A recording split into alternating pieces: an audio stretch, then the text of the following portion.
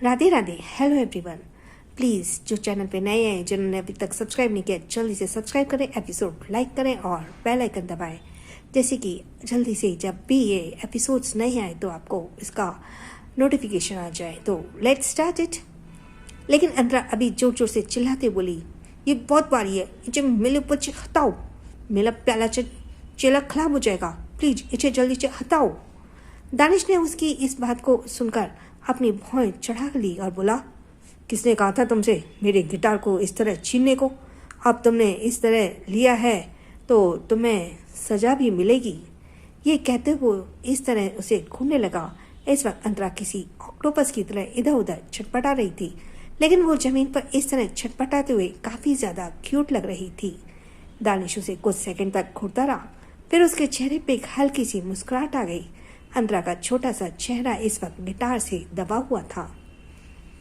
तभी अंतरा ने गुस्से के साथ चिल्लाते हुए कहा, गल आपने अपने इस बुलेचे गिटार को मुझे नहीं हटाया ना तो मैं तोड़ दूंगी।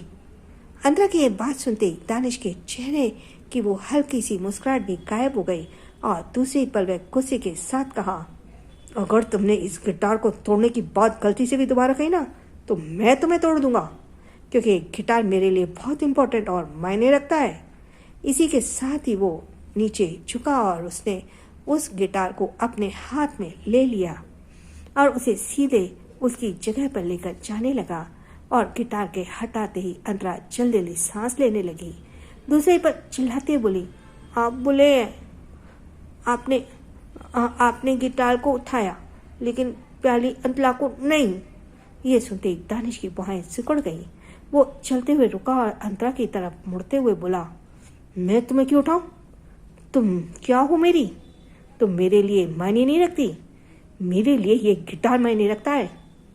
ये सुनते ही अंतरा का मुंह बड़ा सा फूल गया और वो चिढ़कर बोली, मैं अब आपसे सॉरी भी नहीं बोलूंगी। ये कहकर वो अपनी जगह से उठी और वहां से फुदकते हुए बाहर आने लगी। तो वहीं दानिश ने उसकी ये बात सुन अपने दांतों को पीस लिया और बोला, ये लड़की जब तक मुझे फ्रस्ट्रेट नहीं कर देती ना तब तक इसे चैन नहीं मिलता। ये कहते हुए वो गिटार को उसकी जगह पर रखा और सीधे अंतरा के पीछे जाते हुए बोला, हे स्टॉप इट, सॉरी बोलो मुझसे। जब तक तुम मुझसे सॉरी नहीं बोलोगी मैं तुम्हें ऐसे नहीं जाने दूंगा, सॉरी बोलो मुझे। ये कहते हुए अंतरा के पीछे जाने लगा। तो वहीं अंतरा एक बार फिर से दानिश को परेशान करते हुए इधर से उधर दौड़ने लगी।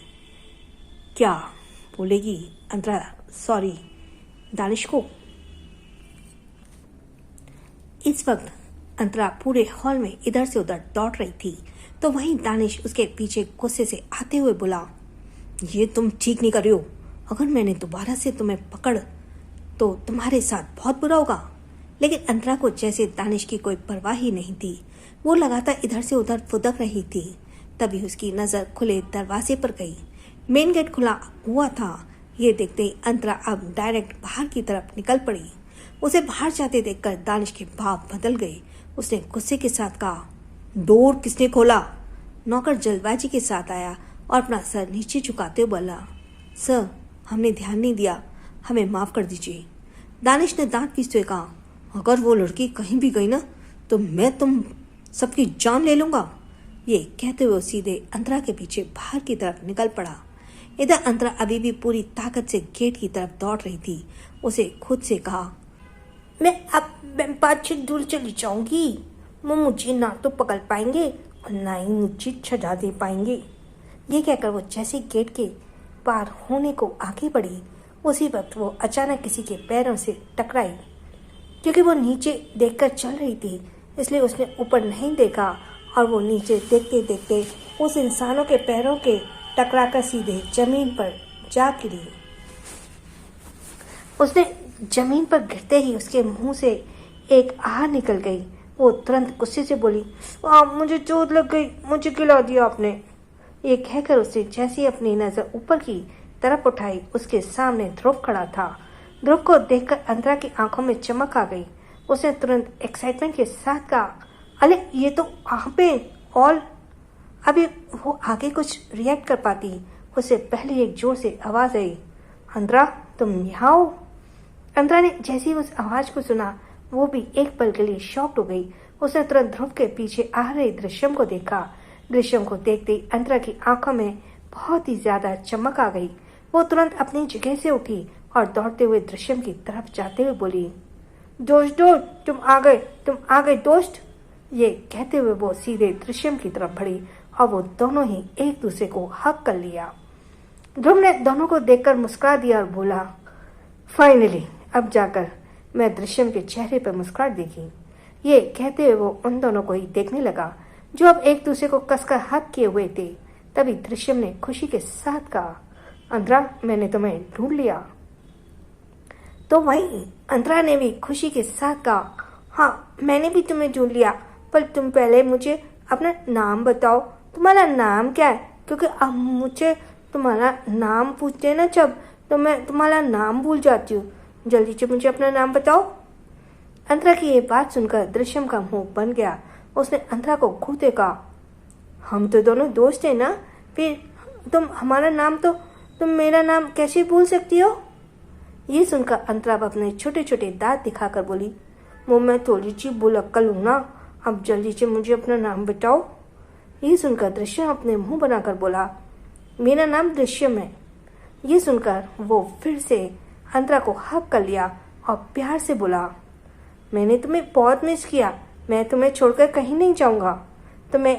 अंतरा के चेहरे पर भी बड़ी सी स्माइल थी। वो भी दृश्यम को हक करके खड़ी थी और ध्रुव अभी भी उन दोनों की मुस्कुरा कर देख रहा था। अचानक से कोई गुस्से के साथ उनकी तरफ बढ़ा और उसने दूसरे ही पल अंतरा और दृश्यम को एक दूसरे से अलग कर दिया। अंतरा एक पल के लिए कुछ समझ नहीं पाई। उसने जल्दबाजी के साथ अपना छोटा सा सिर ऊपर उठाया तो उसने जैसे ही अपने सामने खड़े इंसान को देखा तो एक पल के लिए डर गई। सामने दानिश इस वक्त किसी शैतान की तरह खड़ा था। उसकी आंखों में गुस्सा साफ दिखाई दे रहा था। दानिश को इतनी ज्यादा गुस्से में देखकर अंतरा ने तुरंत दृश्यम के हाथ को कसकर पकड़ लिया और वो जल्दी से बोला, दृश्यम चलो हम यहाँ से भागते हैं, वैम्पायर आ गए, वो हमें सजा देंगे, चलो जल्दी। ये कहकर वो दृश्यम को अपने साथ लेकर दौड़ने लगी।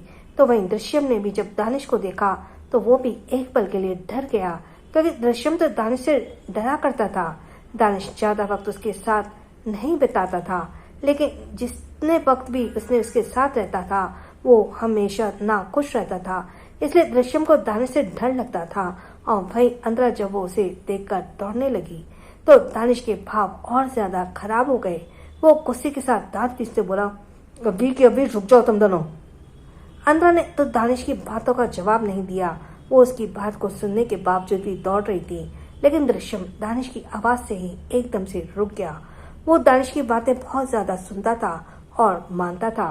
दानिश अगर कह दे कि वो सारी रात ना सोए और जागता रहे तो वो भी सारी रात जागता रहेगा।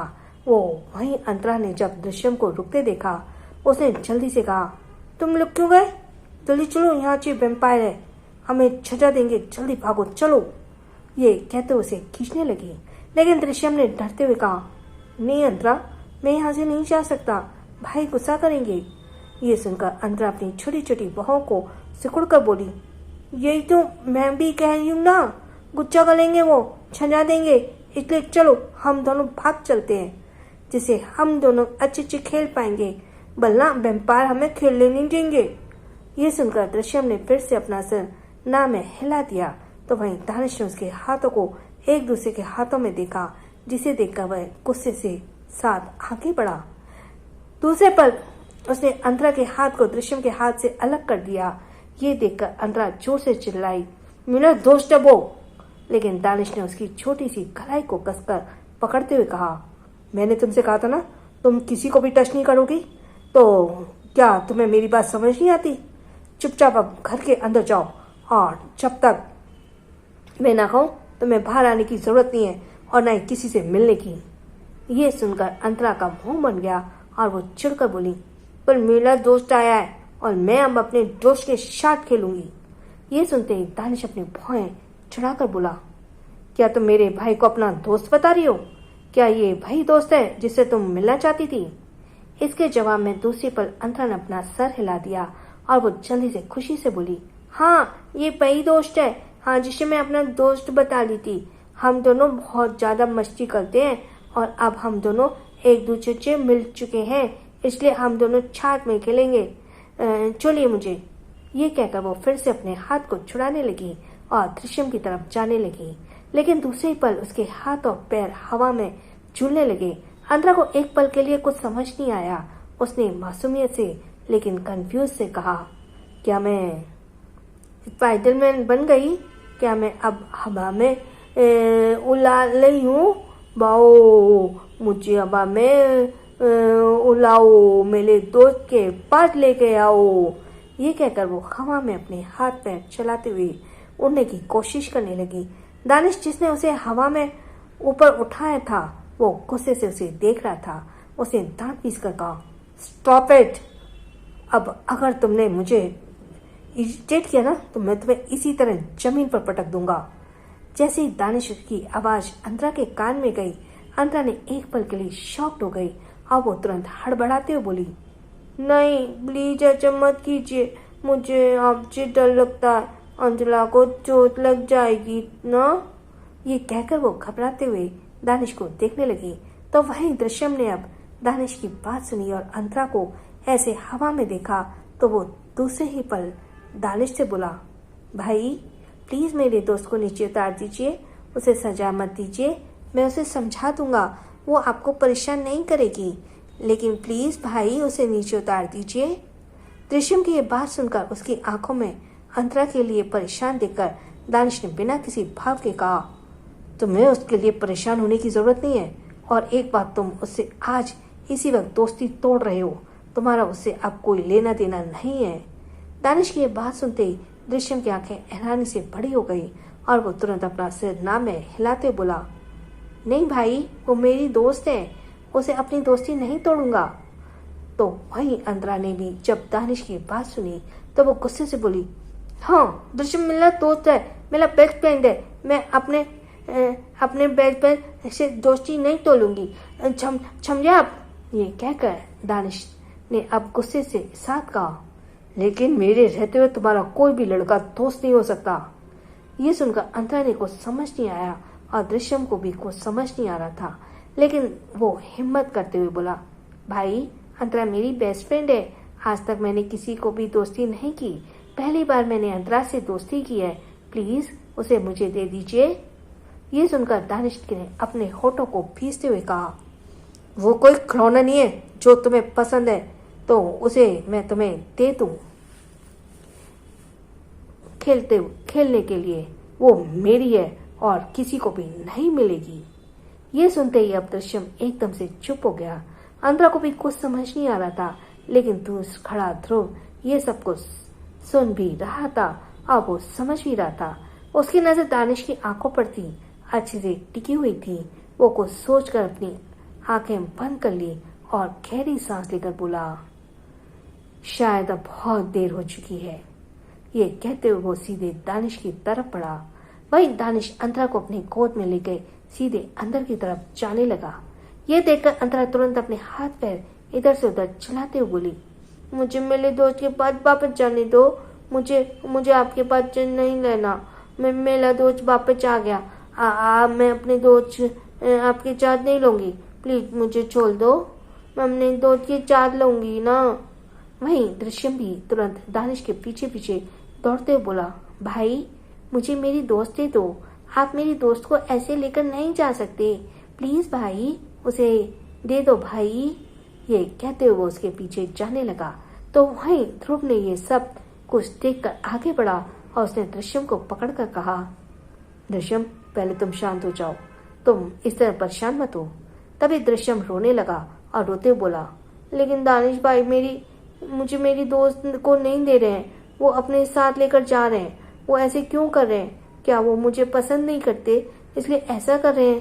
प्लीज भाई आप दानिश भाई से कहो ना कि वो मुझे उसे दे दें, मैं प्रॉमिस करता हूँ कभी उनके सामने सामान के साथ मिसबिहेव नहीं करूंगा और ना ही मैं उन्हें परेशान करूंगा, प्लीज। उसकी आंखों में आंसू देखकर ध्रुव के भाव बदल गए।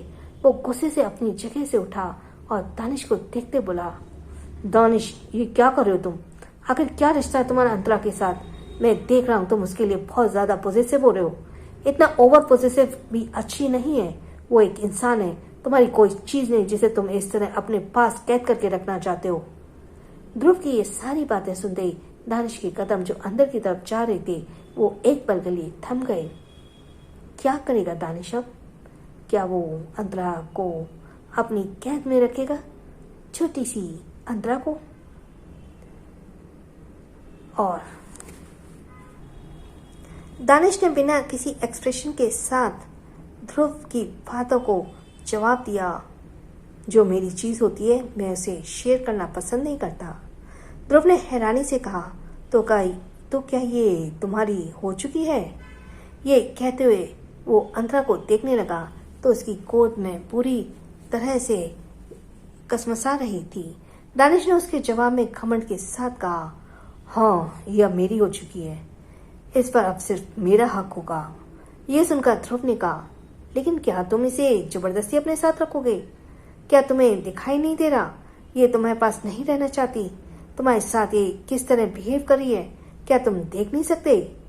ये सुनते ही दानिश ने बिना किसी एक्सप्रेशन के साथ जवाब दिया, आई डोंट थिंक कि मेरे साथ फ्यूचर में कोई प्रॉब्लम होगी, बल्कि आपको पता है कि मैं कैसा हूँ। मैं इसे दुनिया से सारी फैसिलिटीज दूंगा, इसे कोई कमी नहीं होगी। ये सुनकर अब ध्रुव हैरत से पड़ गया। वो कुछ सेकंड तक दानिश को यूं ही देखता रहा और उसने कहा, तो क्या इसका मतलब तुम अब उसके साथ सारी जिंदगी बिताओगे?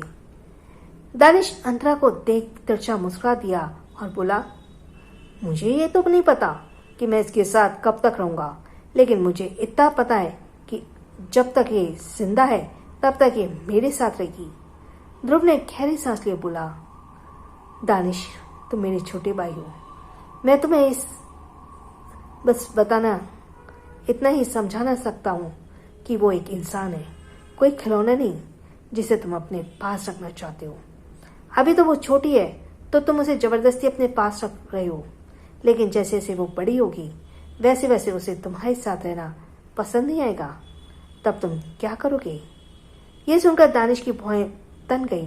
वो अंतरा को घूरने लगा और बोला, अगर इसे मेरे साथ रहना पसंद नहीं आएगा फिर भी मैं ये जबरदस्ती मेरे साथ रहेगी, और अभी मैं फ्यूचर के बारे में कोई बात नहीं कर सकता, और क्योंकि मैं अपना फ्यूचर खुद लिखूंगा।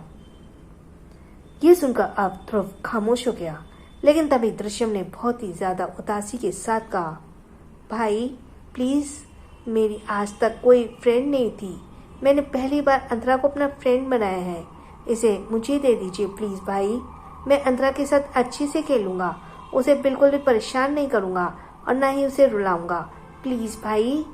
ये सुनकर दानिश अपनी आंखें छोटी करते हुए बोला, मैं उसे किसी के करीब नहीं जाने दूंगा, फिर वो चाहे तुम मेरे भाई क्यों ना हो।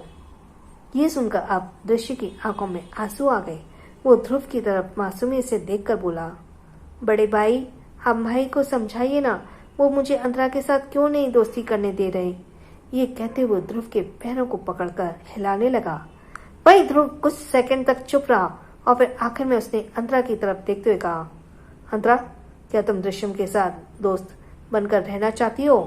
अंतरा जो लगातार दानिश की गोद में उतरने की कोशिश कर रही थी, वो ध्रुव की ये बात सुनते ही उसने तुरंत कहा, हाँ मैं दृश्यम के साथ फ्रेंडशिप करना चाहती हूँ और मैं हमेशा इसकी दोस्त बनकर लाऊंगी, पर ये वे वेम्पायर मुझे उससे दोस्ती नहीं करने दे रहे हैं।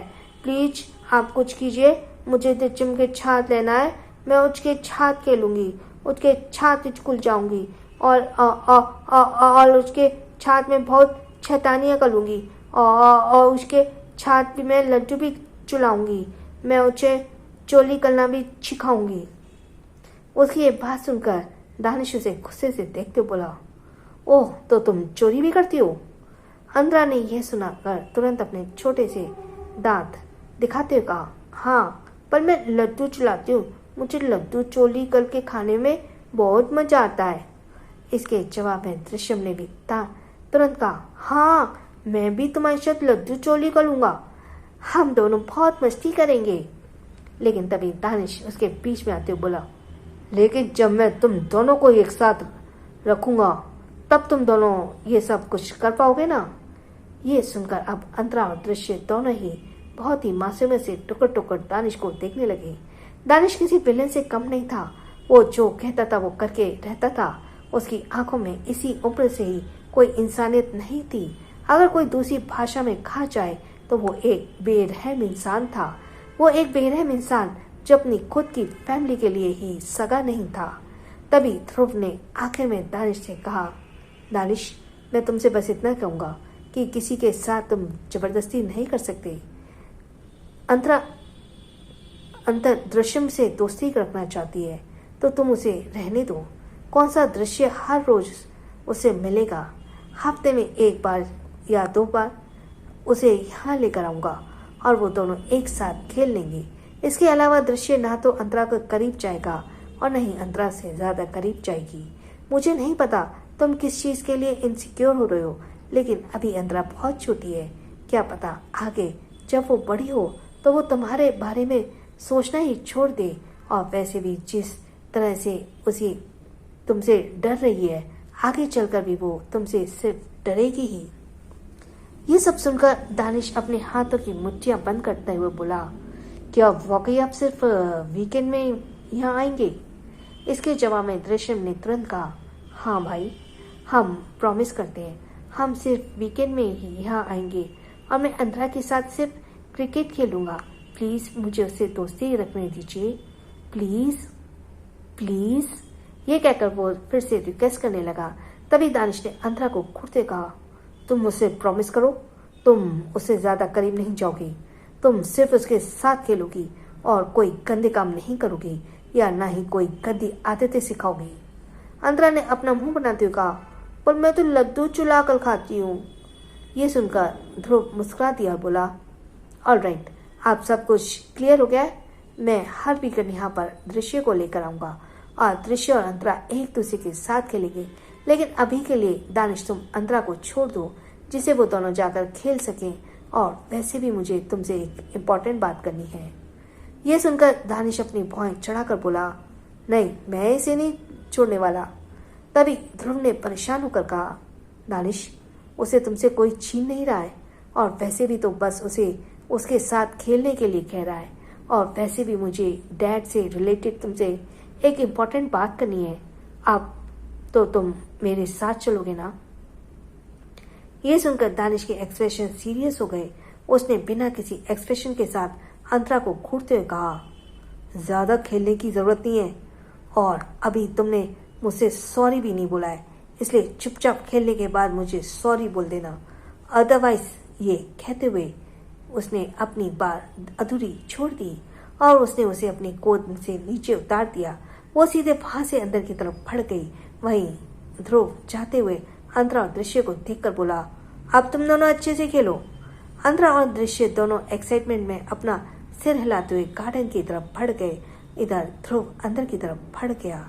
वहीं दूसरी तरफ अनाथालय में ऑफिस में इस वक्त राकेश जी अपनी चेयर पर बैठे कुछ फाइल्स पढ़ रहे थे।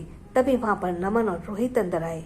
उन दोनों को देखकर राकेश जी ने मुस्कुराकर कहा, अरे आप आइए ना। ये कहते हुए राकेश जी ने नमन और रोहित की तरफ चेयर खिसका दी। नमन रोहित चेयर पर बैठ गए और नमन ने कहा, कैसे हैं आप? आपकी तबीयत कैसी है? इसके जवाब में राकेश जी ने हल्के से खांसते हुए कहा, पहले से मैं बेहतर हूँ। तभी रोहित ने कहा, आपको पता है ना कि हम यहाँ किस लिए आए हैं? क्या आपने उसकी तैयारी कर ली? इसके जवाब में राकेश जी ने कहा, हाँ, मैंने इसके लिए तैयारी भी कर ली है और सारी फॉर्मेलिटीज पेपर भी कंप्लीट हो गए हैं। मैंने इस पर अंतरा के अडॉप्शन के लिए साइन कर दिए हैं। अब आप भी इस पर साइन कर दीजिए। इसके बाद अंतरा तो आप दोनों हमेशा हमेशा के लिए अडॉप्ट कर लेंगी। ये सुनकर नमन और रोहित की आंखों में खुशी आ गई। वो खुशी वो उन दोनों को बाप बनने की थी। वो दोनों इतने ज्यादा खुश थे कि रोहित ने उसके पेपर को लेते हुए कहा, मैं अभी के अभी इन पर साइन करूंगा। नमन भी मुस्कुरा दिया और वो भी दोनों एक एक करके उस एडमिशन पेपर पर साइन करने लगे। साइन करने के बाद राकेश जी ने उदासी के साथ कहा, आज से हमने अपनी अंतरा को आप दोनों को सौंप दिया। आप दोनों पर मुझे पूरा यकीन है, क्योंकि जितने वक्त में आप दोनों को जानता हूँ, मुझे उतना तो पता है कि आप दोनों हमारी अंतरा को बहुत अच्छे से ख्याल रखेंगे। मैंने पहले ही आपके बारे में आप सबको सब कुछ बता दिया है। वो बहुत ही ज़्यादा ज़िद्दी है, गुस्सा उसकी नाक पर रहता है और वो थोड़ी शैतानियाँ भी करती है, शरारतें भी बहुत ही है। लेकिन इन सब बुराइयों के बीच एक बात उसके अंदर बहुत अच्छी है, वो बहुत ही प्यारी और मासूम है, दिल की बहुत नरम है। वो दूसरों को परेशान देख खुद परेशान हो जाती है, फिर वो चाहे सामने वाला उसका दुश्मन ही क्यों ना हो, उसके अंदर ये सारी क्वालिटीज़ हैं जो उसे इस पूरे आश्रम के बच्चों से सबसे अलग बनाती है। वो बहुत नरम दिल की है, इसलिए आप सब प्लीज़ उसकी इस मासूमियत को अच्छे से ख्याल रखिएगा। उसकी इस मासूमियत का कोई गलत इंसान फ़ायदा ना उठा पाए। ये सुनते ही नमन और रोहित के दिमाग में सबसे पहले दानिश का चेहरा आया। दानिश के चेहरे को आते हुए दोनों एक दूसरे को देखने लगे और नमन ने धीरे से कहा, क्या जो मैं सोच रहा हूँ वही तुम भी सोच रहे हो? इसके जवाब में रोहित ने अपना सिर हिलाते हुए कहा, हाँ मैं भी वही सोच रहा हूँ। वो दोनों एक दूसरे को देखकर कुछ सोच रहे थे, तभी राकेश जी ने नासमझी में कहा, क्या हुआ, कोई प्रॉब्लम है? अगर कोई प्रॉब्लम हो तो मुझे बता दीजिए। ये सुनते ही नमन ने जल्दबाजी में साथ कहा, नहीं ऐसी कोई बात नहीं है। ओ मैं तो बस ये सोच रहा था कि अब हमारे घर में एक छोटी सी मेहमान आ चुकी है और वो मेहमान अब जिंदगी भर के लिए हमारे घर पर ही रहने वाली है। हम बता नहीं सकते कि हम अंतरा को एडॉप्ट करके हम कितने खुश हैं। ये सुनकर रोहित ने भी मुस्कुरा कर कहा, हाँ नमन बिल्कुल ठीक कह रहा है।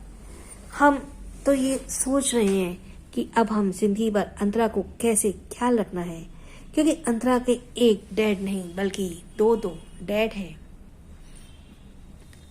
और हम दोनों डैड मिलकर अपनी बेटी का बहुत ख्याल रखेंगे। ये सुनकर राकेश जी ने भी मुस्कुरा दिए और बोले, मानना पड़ेगा अंतरा की किस्मत बहुत अच्छी है, उसे एक बाप की नहीं बल्कि दो बाप का प्यार मिलेगा। सच में मेरी बच्ची अब बहुत खुश रहेगी। मैं उम्मीद करता हूँ कि आप दोनों उसकी सारी ख्वाहिशें पूरी करेंगे और उसे अच्छे स्कूल में पढ़ाएंगे, क्योंकि उसकी उन ख्वाहिशों में एक ख्वाहिश ये भी है कि वो एक अच्छे स्कूल में पढ़े। ये सुनकर नमन और रोहित ने तुरंत कहा, हाँ फिक्र मत कीजिए, हम अपनी हैसियत से बढ़कर उसे प्यार देंगे और उसे वो खुशी देंगे जो वो डिजर्व करती है। ये सुनकर राकेश जी मुस्कुरा दिए, जिसके बाद नमन और रोहित ने उस एडॉप्शन पेपर को लिया और वो वहां से बाहर निकल गए। लेकिन जैसे वो बाहर निकले, सामने लीना खड़ी थी। लीना को देखकर नमन और रोहित दूसरी तरफ से जाने लगे, क्योंकि वो दोनों उसे नहीं जानते थे। लेकिन तभी लीना ने गुस्से के साथ कहा, बहुत बड़ी गलती करो उस तूफान को गोद लेकर। लीना की बात सुनते नमन और रोहित के कदम रुक गए। नमन और रोहित ने जैसे ही लीना की ये बात सुनी, उनके कदम रुक गए। तभी लीना ने गुस्से के साथ कहा, जिस लड़की को तुम अभी अडॉप्ट किया है, जिंदगी की बहुत बड़ी गलती की है। ये सुनकर अब नमन और रोहित ने नासमझी में कहा, आपके कहने का मतलब क्या है? इसके जवाब में लीना ने मुस्कुरा कर कहा, इंसान हूँ, इसलिए इंसानियत के नाते बस मैं तुम दोनों को यही समझाऊंगी। उस अंतरा को अगर तुम दोनों अडॉप्ट करने अपने घर लेकर जा रहे हो तो जिंदगी की सबसे बड़ी गलती कर रहे हो, क्योंकि वो एक बिगड़ी हुई औलाद है। उसके पास जरा भी ना तो बोलने की तमीज है और ना ही बड़े लोगों के साथ उनसे बैठने की। तुम दोनों मुझे बहुत अच्छे घर के दिख रहे हो। सुनने में आया है तुम दोनों ओबरॉय खानदान के बहुत ही भरोसेमंद इंसान हो, इसलिए मैं चाहती हूँ तुम दोनों उस लड़की को अडॉप्ट ना करो, वरना तुम दोनों ना को बहुत परेशानियां होंगी आगे चलकर। लीना की ये बात सुनकर अब नमन और रोहित दोनों हैरान हो गए और हैरानी से एक दूसरे को देखने लगे। तभी रोहित ने कहा, क्यों, ऐसा क्या किया अंतरा ने जो आप उसके लिए ऐसा बोल रही हैं? ये सुनकर लीना ने आसपास देखा और धीरे से बोला, कहना तो नहीं चाहती, लेकिन वो इस पूरे आश्रम की बहुत ही बदतमीज बच्ची है। वो सबको परेशान करती है, सबके नाक में दम कर रखा है। यहाँ जितने भी परिवार आते हैं, कोई भी उसे अपने साथ लेकर नहीं जाता, क्योंकि वो बहुत ही बिगड़ी हुई लड़की है। इसलिए मैं तुम्हें दोनों को भी समझा रही हूँ, अभी इन कागजात को वापस कर दो और उसे यहीं जिंदगी भर आश्रम में सड़ने दो। अब नमन ने यह सुनकर मुस्कुरा दिया। उसे मुस्कुराता देखकर लीना ने कहा, देखो, ये बात सच कह रही है। तुम्हें मेरी बात पर यकीन हो ना हो, लेकिन बहुत जल्द तुम्हें खुद पता चल जाएगा। लेकिन नमन ने मुस्कुराते हुए कहा, अब मुझे समझ आया कि अंतरा को कोई भी फैमिली अडॉप्ट क्यों नहीं करती थी। ये सुनकर लीना ने नासमझी में कहा, क्या मतलब है तुम्हारा? इसके जवाब में रोहित ने अकड़ कर कहा, क्योंकि जब भी कोई फैमिली आई थी तुम इसी तरह उसके कान भर देती, और अंतरा के लिए इसलिए आज तक कोई भी अच्छी फैमिली अंतरा को अपने साथ लेकर जा ही नहीं पाई। अगर तुम पहले उसके कान ना भरी होती तो आज बहुत पहले वो यहाँ से चली होती। ये सुनकर लीना एकदम से चुप हो गई। बिना हाथ को उसके चेहरे पर जैसे थप्पड़ पड़ा हो, वो बस नमन और रोहित को देखने लगी। तभी रोहित ने उसके जवाब में कहा, वैसे सच कहूं तो आपको बिल्कुल ठीक किया जो इतने वक्त से उसके लिए खिलाफ यहाँ आ रही फैमिली के दिल में जहर घोला, क्योंकि अगर आपने ऐसे नहीं किया होता ना तो अंतरा को कोई ना कोई बड़ी फैमिली जरूर अडॉप्ट कर देती, क्योंकि वो इतनी ज्यादा प्यारी और मासूम है कि कोई भी फैमिली से अपने से खुद को रोक ही नहीं पाती। पर थैंक यू सो मच, आपने हमारे लिए काम बहुत आसान कर दिया। अब अंतरा को हमारे अलावा कोई अडॉप्ट नहीं करेगा, इसलिए मैं बहुत खुश हूँ। ये सुनकर नमन ने भी मुस्कुरा कर कहा, बिल्कुल ठीक कहा रोहित तुमने, हम दोनों बहुत खुश हैं क्योंकि अंतरा जैसी बेटी हमें नसीब हुई है। आप जैसी औरत एक बेटी की कीमत कभी नहीं समझ सकती। चलो हमें ऐसे लोगों के मुंह नहीं लगना। ये कहकर नमन रोहित और वहां से लेकर जाने लगे तो वही लीना ने सब कुछ सुनकर गुस्से से भड़कते हुए कहा, क्या मतलब है तुम दोनों का? तुम दोनों आखिर कहना क्या चाहते हो? क्या तुम दोनों मुझ पर इल्जाम लगा रहे हो कि यहाँ आने वाली सभी फैमिलीज को मैंने भड़काया है? इसके जवाब में नमन और रोहित अभी कुछ कह पाते उससे पहले एक आवाज आई, बिल्कुल सही कहा उन दोनों ने, तुम ही तो जो आने वाली सभी फैमिलीज को अंतरा के खिलाफ भड़काती थी। इसलिए कोई भी फैमिली अंतरा को आज तक अडॉप्ट नहीं कर पाई, क्योंकि सब ने तुम्हारी असली चेहरा नहीं देखा था और न ही उन्होंने अंतरा की मासूमियत देखी थी। पर अब जब वो इतने अच्छे इंसान के घर जा रही है और उसकी किस्मत बदलने जा रही है तो तुम्हें प्रॉब्लम हो रही है, इसलिए तुम इन दोनों से भी कान भर रही हो। लेकिन कहते हैं ना, किस्मत हर वक्त किसी का साथ नहीं देती। इस बार तुम्हारी किस्मत ने तुम्हें धोखा दे दिया, क्योंकि अंतरा एक अच्छे घर में जा रही है। उसे नमन और रोहित जी जैसे इतने अच्छे इंसान मिले हैं, वो भी बाप के रूप में। ये सब सुनते ही लीना गुस्से के सामने देखने लगी। जहाँ प्रतिमा मुस्कुराते हुए खड़ी थी तो वहीं नमन और रोहित ये सब प्रतिमा को देखा तो उनके चेहरे पे भी स्माइल आ गई। वो प्रतिमा को देखकर बोले, आपने बिल्कुल ठीक कहा था और मैं और रोहित दोनों ही बहुत खुशनसीब हैं कि हमें अंतरा जैसी बेटी मिली। Thank you so much. आपने इतने सालों तक अंतरा का ध्यान रखा और हम वादा करते हैं कि अब आने वाली जिंदगी हम उसके साथ बहुत अच्छे से बिताएंगे और उसका बहुत अच्छे से ध्यान रखेंगे। यह सुनकर प्रतिमा मुस्कुरा दिया, बोली, मुझे आपसे यही उम्मीद है। अब आप दोनों यहाँ से जा सकते हैं और हाँ, किसी भी फालतू लोगों की बात पर ध्यान मत दीजिएगा। ये कहते हुए उसका सीधा निशाना लीना पर ही था, जो गुस्से से अभी भी दांत पीसते हुए देख रही थी। नमन और रोहित वहां से चले गए। उनके जाने के बाद लीना ने चिल्लाते हुए कहा, प्रतिमा दीदी, आपकी हिम्मत कैसी हुई मुझे फालतू इंसान बोलने की? बड़े मालिक आपको सबसे ज्यादा जिम्मेदार समझते हैं। इसका मतलब ये नहीं है कि मैं किसी काम की नहीं हूँ। और क्या गलत बताया मैंने अंतरा के बारे में? जहाँ तक मुझे पता है, मैंने जो कुछ भी कहा मैं सब कुछ सही कहा है। वो लड़की एक अच्छे परिवार में जाने लायक नहीं है, उसका मुंह नहीं है। ये सुनकर प्रतिभा ने भी गुस्से के साथ कहा, मुंह तो तुम्हारा भी नहीं है इस आश्रम में रहने का, जो आश्रम के बच्चों में इस तरह भेदभाव करती हो। अगर मैं चाहूँ तो तुम्हें अभी के अभी आश्रम से धक्के मारकर बाहर निकलवा सकती हूँ, लेकिन मैं तुम्हारी तरह घटिया नहीं हूँ। और वैसे भी अब अंतरा यहाँ से जा चुकी है, इसलिए तुम चाहे यहाँ रहो या ना रहो, मुझे कोई मतलब नहीं। क्योंकि एक अंतरा के लिए मुझे हर वक्त डर लगता था कि कहीं तुम उसे फिर से कोई बातें ना सुना दो, पर अब वो एक अच्छे घर में जा चुकी है, इसलिए मुझे सुकून है।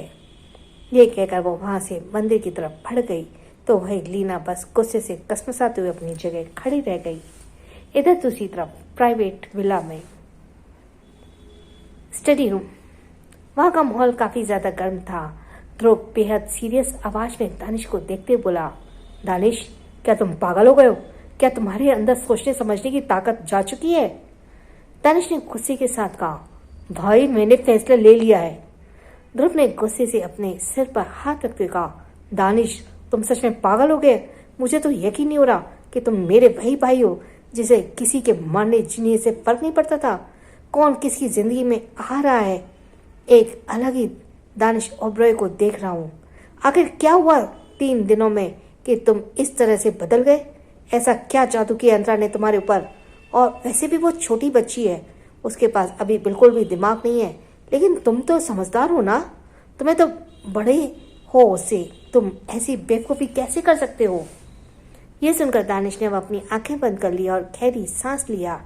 इस वक्त उसके चेहरे के भाव बेहद खराब थे।